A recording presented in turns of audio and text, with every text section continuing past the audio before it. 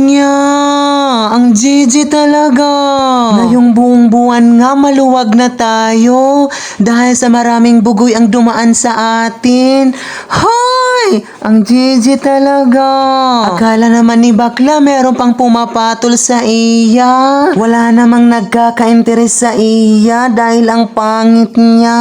Sulibang pala, ngayong araw pala, nakaluwag-luwag tayo.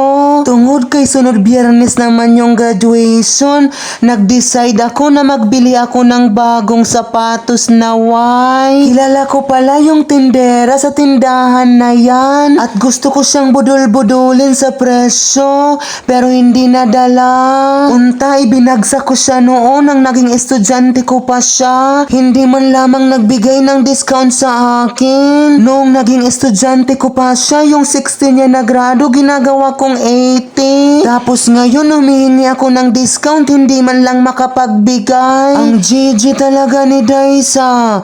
Nya.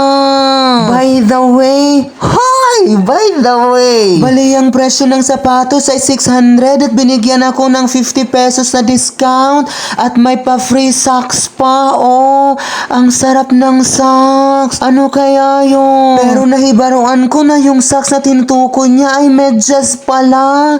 Na-disappoint talaga ako. Dahil nga baka magastusan pa tayo ng marami. Nagdesisyon na ako na mauli sa amin sa bukid. At ito na nga, bago ka makarating sa bukid, kailangan mong daanan ang malupak na daanang ito. Oh, ang sarap talaga dito. Para kang binabayo. Hoy, ang GG talaga. Itong sigad pala na ito ay matatagpuan sa barangay Ginoon. Nahinumduman ko pa noon na maraming beses itong pinalitadahan. Na-amaze talaga ako sa mga gumawa ng road na yan. Ang ganda, wow! At bago nga ako tumuloy sa bahay namin sa bukid, umundang muna tayo sa hugasan dahil kailangang hugasan ang madumi nating kuan. Napasukan kasi tayo ng maraming bugoy at nahugawan ang ating kuan. Nya! Magdadana sa dalangkoy. Balitaw, hinugasan natin ang ating motor na NMAX yan, old model, 11 years na. Ang foot brake pala ng motor ko na yan ay hindi na gumagana. Kapag tinatamakan mo yung foot brake, nangangagat na siya.